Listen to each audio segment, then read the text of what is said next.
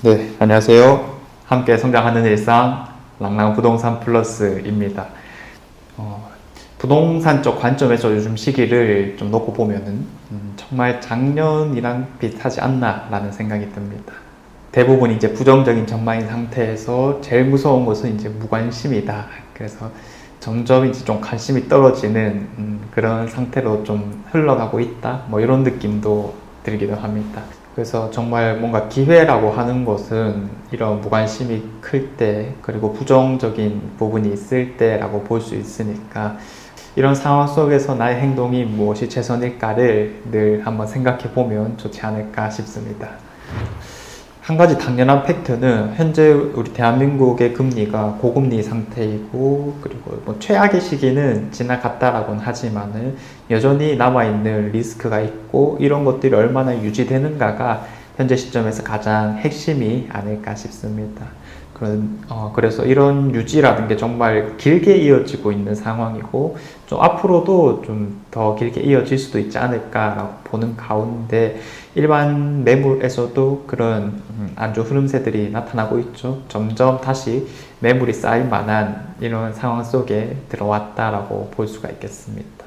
그런 상황에서 뭐 실제 구매자들이 또 살 수 있는 어떠한 뭐 정부 정책 대출 이런 건 없다 보니까 상황들이 점점 안 좋게 그런 큰 흐름 속에서 점점 안 좋은 식으로 결과가 나오는 게 아닐까 싶기도 한데요. 이런 게 비단 일반 매물들 뿐만 아니라 경매 물건에도 계속 나타나고 있는 상황입니다. 제가 이제 뭐 경매 같은 경우에는 늘 수업을 하다 보니까 당연히 이제 흐름 같은 것들을 계속 매일매일 잡고 있는 상황인 건데, 현재 우리 대구에서 진행되고 있는 물건들이 한 400여 건 정도가 됩니다. 이게 한 3개월 정도 치가 짓게 되는 거거든요. 그래서 뭐 이런 것들을 당장 뭐 저번 달, 저저번 달 이렇게 비교할 건 아니고요. 뭐 작년, 저작년에 비해서 어느 정도 수치이냐 이런 식으로 한번 접근해 볼 필요성이 있겠는데, 확실히 좀 많이 늘어난 모양새입니다. 그래서 제가 이제 기억하기로는 보통 한 200여 건 정도 수준에서 왔다 갔다 하는 식으로 계속 나오곤 했고, 또 같은 1년 안에서도 뭐 어떤 시기냐에 따라서 조금씩 다른 경향이 있긴 한데, 점점 이런 것들이 야금야금 늘어나기 시작하더니 지금은 거의 400여 건에 도달하게 되었습니다. 자, 이 400여 건 가운데 이제 아파트만 놓고 보자면요, 한 124건 정도가 지금 진행이 되고 있고요. 또 물건들 중에 특징이 뭐가 있냐면, 사실 아파트라고 하면은 보통 뭐 채무자겸 소유자가 살고 있는 물건이 그대로 나오기 때문에 일반적으로 권리 문제가 없는 게 대부분입니다. 물론 지금도 마찬가지긴 한데, 선순위 전세권이나 선순위 임차권 물건이 현재 많이 나온 상황입니다. 이걸 이제 권리적으로 표현할 때는 그런 거고요. 우리가 일반적으로 얘기할 때는 흔히 말해서 역전세를 맞은 물건들이 경매로 많이 좀 진행이 되고 있는 상황이거든요. 2021년도쯤에 이 전세 가격에 있어서 가장 높은 가격을 받게 되었고, 그 이제 만기가 도래했던 게 올해 정도였습니다. 그래서 2023년도 만기가 돌아옴으로써 이제 돈을 받으려고 하는 임차인들의 노력이 있었겠지만, 사실상 집주인들이 돌려주지 못하는 경우가 상당히 많단 말이죠. 그 상황에서 이제 돈 돌려받으려면 사실상 이렇게 경매 신청을 좀 해볼 수밖에 없으니까, 그리고 뭐 선순위 대항력이 있는 물건이라든지 선순위 전세권, 혹은 돈을 못 돌려받은 상태에서 전입을 좀 빼야 되는 경우에 진행하게 되는 선순위 임차권 물건까지 점점 많아지고 있는 추세이다라고 볼 수 있겠습니다. 그런데 어쨌든 이런 경매 나오기까지가 시간이 좀 걸릴 수밖에 없으니까 24년도 이후에는 이런 전세권, 임차권 물건들은 더더욱 늘어날 수밖에 없다, 이런 전망을 좀 해볼 수 있겠고요. 확실히 그런 것들이 좀 많아진 상태입니다. 대항력 있는 임차인 마찬가지고요. 선순위 전세권, 임차권, 그리고 임차권은 사실 뭐 개념도 잘 모르시는 분들이 많은데, 요즘 들어서는 정말로 확실히 좀 늘어났다, 이렇게 말씀드릴 수 있겠고요. 선순위 임차권 계속 나오고 있습니다. 그래서 이런 임차권 물건들이 뭐 금액이 얼마 안 한다면 뭐 대부분 배당받아 갈 거니까 뭐 권리 문제는 없다라고 볼 수 있겠지만은, 돈 받을 게 좀 많은 상태에서 걸려 있는 거라면 배당을 다 받아갈 수 있는 상황이 아니면 소멸되지 않다 보니까 야, 이런 거는 참 접근하기도 힘들고 결국 임차인이 돈 돌려받기도 힘든 상황들이 좀 일어날 수 있지 않을까라는 생각이 듭니다. 아무튼 이렇게 물건들이 다양해지고 역전세 물건들이 많아지고 있는 상황인데 그렇다고 뭐 그러면 좀 싸게 받을 수 있는 시장이냐, 사실 요거는 조금 애매한 감이 있기도 합니다.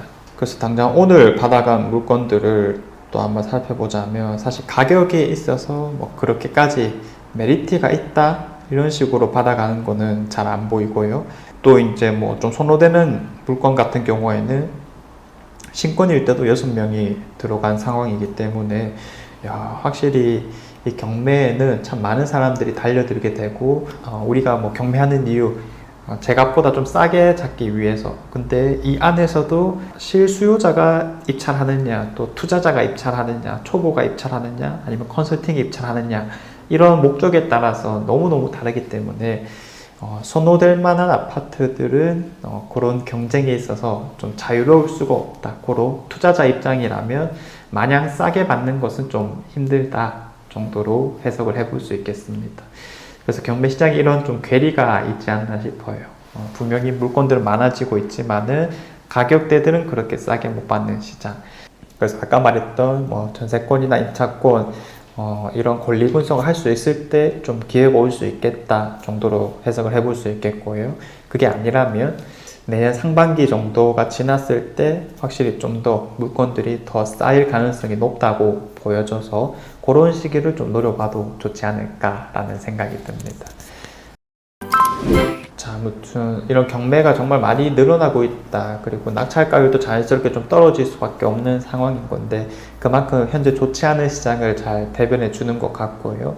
기회라는 것은 항상 최악일 때가 가장 좋은 법일 수밖에 없으니까 우리가 그런 뭐 명언을 잘 기억을 해본다라면 현재가 최악일까라는 고민들을 많이 해보게 됩니다. 작년 시점을 기점으로 정말 이제 그때와 좀 비슷한 느낌들이 현재 지속되고 있는 만큼 이번 시장을 어떻게 잘 헤쳐나가야 될까, 그리고 우리가 노력을 해봐야 될까라는 고민이 좀 확실히 필요할 것 같고요. 경매는 또 특성상 신축 물건은 안 나온다 그랬죠. 그래서 신축급에 가까운 곳들은 최대한 협상을 진행해보고 구축 아파트 같은 경우에는 최대한 또 현재 가치에서 싸게 사는 게 중요하다 보니까 이런 경매를 노리는 식으로 행동하는 게 흔히 말하는 안전장치가 좀 될 수 있지 않을까라는 생각이 듭니다. 지금은 어쨌든 흐름이 단연코 안 좋기 때문에 이런 안전장치를 위한 노력들을 잘 해보시길 바라겠습니다. 자, 주변에서 경매에 대한 이야기가 정말 많이 나오고 있습니다. 이제 경매를 업으로 하고 있다 보니까 한두 번씩 이렇게 경매 당할 상황이 있다라는 내용들이 들려오곤 하거든요.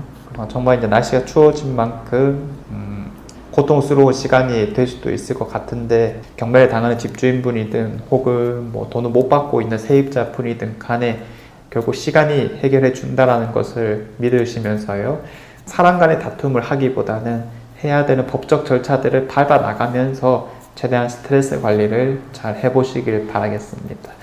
자, 이상 제가 준비한 내용은 여기까지이고요. 내일도 좋은 내용으로 찾아오도록 하겠습니다. 감사합니다.